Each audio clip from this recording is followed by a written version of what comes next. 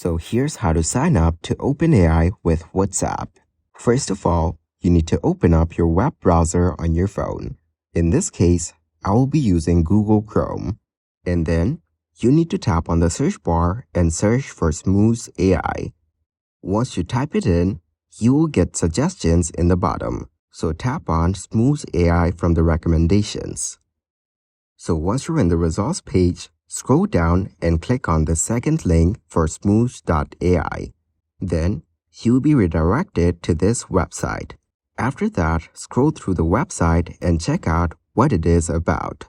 And as you can see, this is an AI for WhatsApp. So now, scroll back to the top. Here, you can see an option that says Start Chat. So, tap on Start Chat. And as you can see, we are redirected to WhatsApp. Here, once you get this prompt, tap on Continue to Chat. After that, just send this message. So this way, you can have a chatbot powered by OpenAI on your WhatsApp. Please subscribe to the channel and like the video if this helps you out.